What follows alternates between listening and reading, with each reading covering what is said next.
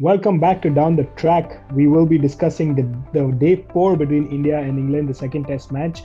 Just a matter of time before the Indians were supposed to wrap it up. I mean, it was kind of a given that that would happen. Pretty decent bowling performance with Akshar Patel getting a five for Ashwin bowling well. Kuldeep, nice to see him get a couple wickets as well. Just a matter of time. I think as soon as uh, when you saw that they were being very defensive, and I think once a couple of wickets fell in early, I thought it was just a matter of time before they wrapped it up. And you were right in your prediction. Just before tea was when they were able to clean out the England attack. So it's a good convincing victory for India, you think? Yeah, I mean, finally I got a prediction right. But apart from that, I think it was coming right. Like after we saw the first innings from both teams, we saw that this pitch, it's very difficult to bat on.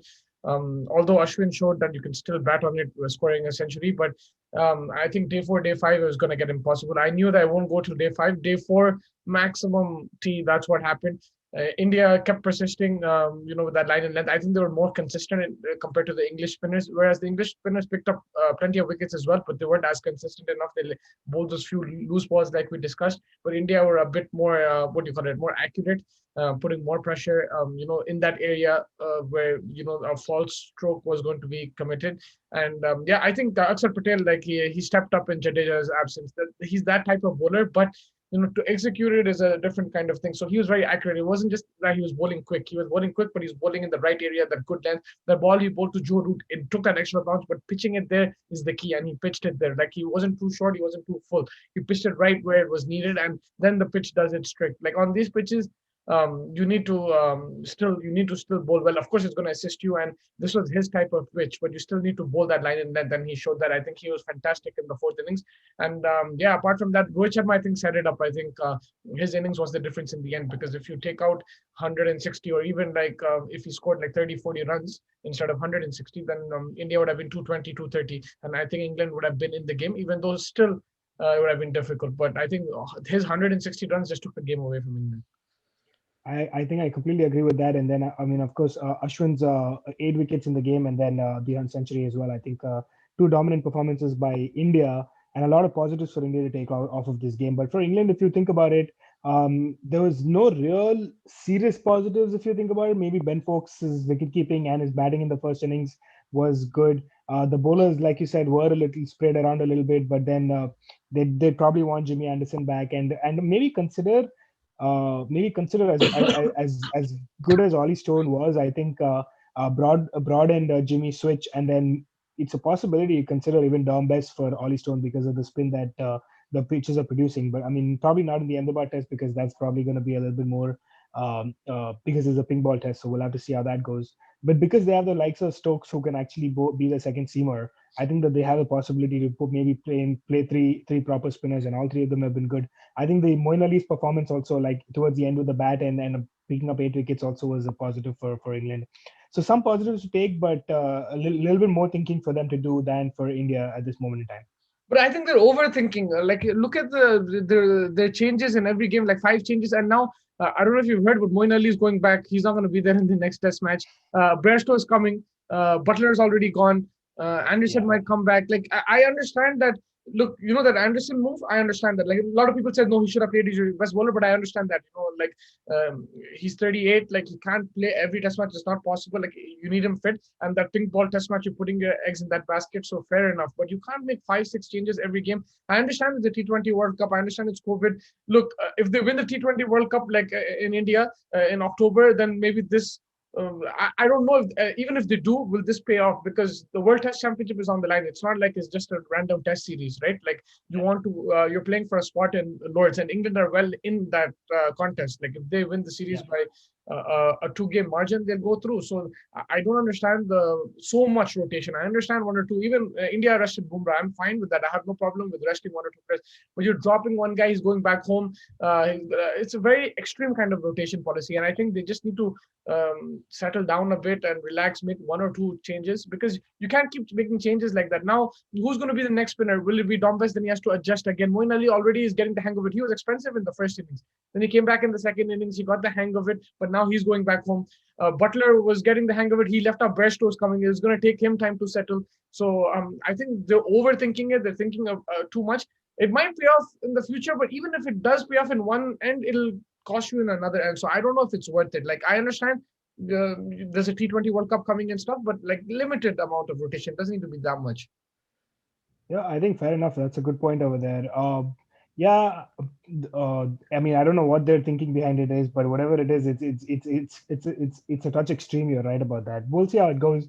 For India, I think more of the same. I think that hopefully, more spinning pitches and probably no need to make any changes. Probably like Bumrah maybe coming back is a possibility, but with the way the pitches are, it depends on if you want a fast bowler or an extra spinner.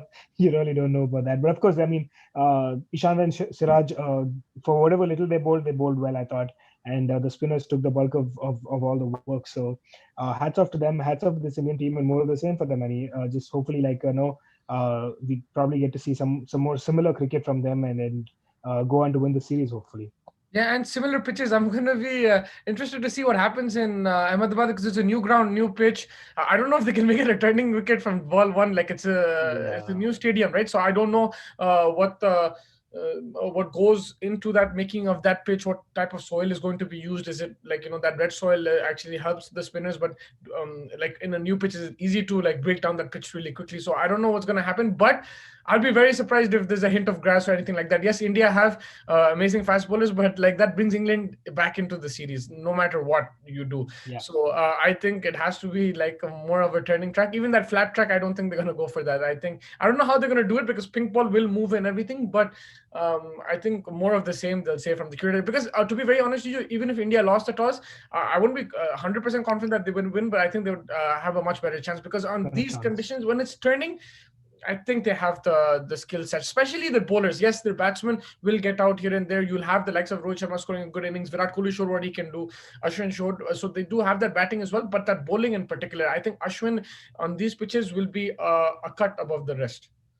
I agree 100%. I mean, I think that they should take the advantage of home conditions and try to take pitches. I mean, still competitive pitches, but at the same time, somewhat give an advantage to the home side. I completely agree.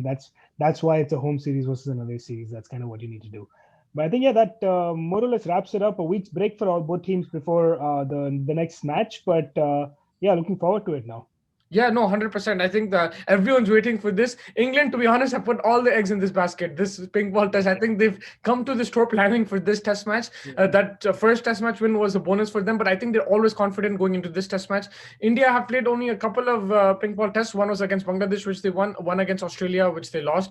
They have some scars from that pink ball test, but I think in these conditions, they should be confident going in. Again, toss, will it be a factor? Will it not be a factor?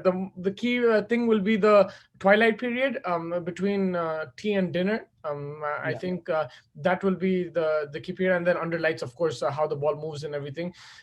Even in Indian conditions, I think it'll swing the pink ball, but I don't know. I don't know exactly what's going to happen, but definitely England are in with a shout. But India will have a lot of confidence going into this game. Their batsmen are getting runs, the bowlers are getting wickets. I think, much of the same from India's perspective. For England, they're still in this series. This is a tough England side. They haven't made it easy for India. Like they won the first game, so the pressure is still on India. They still need to win 2 more games. So England will come out. I think like I said before, I think they just need to look what their best team is and go with that. Now there's just 2 matches left. There's no point resting, rotating. Now just go with your best team. I think Anderson needs to play this game and the next game. And if Jofra Archer is fit, he needs to play as well. And they need to go for it. Like they need to, they can put this Indian team under pressure, especially in this test match. I agree 100%. I think that they should go for their best 11 and give it all they have, and then if the results don't go for them, that's fine. That's fair enough. I mean, if the results go against them, that's totally fine. I'm interested to see like who's taking those decisions, because Joe Root is not a part of that 1-day T20 setup. I don't even know if he's in the T20 squad, but he's not the captain for sure. Morgan is, right? So in the test match, if he's not taking these decisions to rest and stuff, then he'll also probably like, man, I need my best 11. So I'll be interested.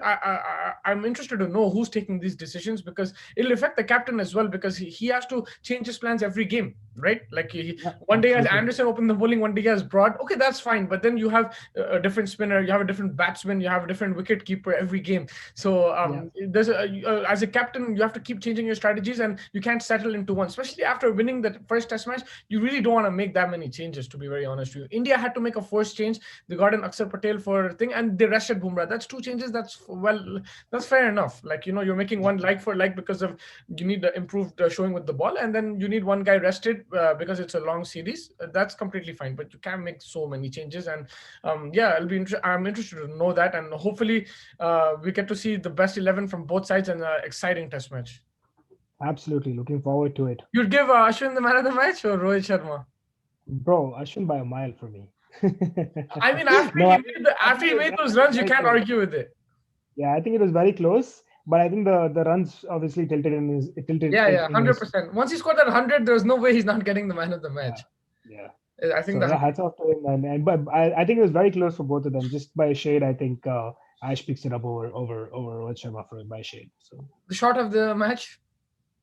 Shot of the match. Wow, one of those pull shots by Rohit Sharma. Yeah, I agree. Some of them was just beautiful. Yeah. Yeah, that one and the reverse sweep from Ashwin. I like that. Yeah, the ball of the match was the wicket of Stokes in the first innings. I knew you'd say that. What about the wicket of Root from Akshar Patel? Yeah, that was good too, but I just feel like the wicket of Stokes was just like, Yep, I think looking forward to the third test, and we'll catch you around that time. Yeah, for sure, man. Enjoy the rest of the week and can't wait for the next test match. Yep, you as well. Take care. Thank you. Bye.